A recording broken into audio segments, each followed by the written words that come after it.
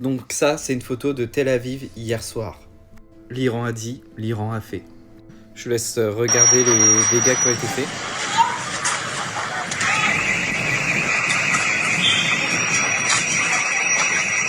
En fait, je comprends pas le projet d'Israël. Depuis 1967, donc les traités internationaux, qu'ils n'ont absolument jamais respectés, le traité d'Oslo qu'ils n'ont jamais respecté, le fait d'aider le Qatar à financer le Hamas de 2012 à 2019 dans le seul but de renverser le gouvernement qui est en place, donc de faire de l'ingérence politique, ensuite de justifier ça en génocidant les Palestiniens. Netanyahou, il a un mandat d'arrêt sur le cul, il arrête les bateaux humanitaires sur les eaux internationales, et toute la propagande de l'Occident nous le fait passer pour le héros. Il a le droit de se défendre. Ils respectent rien. Ils attaquent tout le monde. Ils tuent des enfants. Et même quand c'est eux qui attaquent, ils arrivent à se faire passer pour les victimes. Alors que pour stopper la guerre, c'est très simple.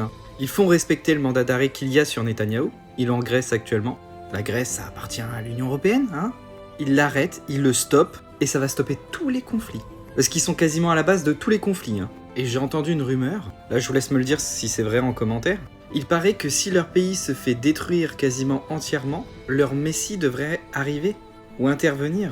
Et du coup, ça serait pour ça qu'ils seraient dans l'escalade en permanence. Alors dans ce cas, c'est à peu près le même raisonnement que l'Antichrist. L'Antichrist, il doit venir au moment où il y aura une disparition soudaine de plusieurs êtres humains. C'est la même chose, Ah, et puis pour tous mes frères chrétiens, vous voyez, j'ai la croix, qui eux sont persuadés que c'est une guerre religieuse. C'est pas les musulmans qui ont vendu Jésus-Christ aux Romains.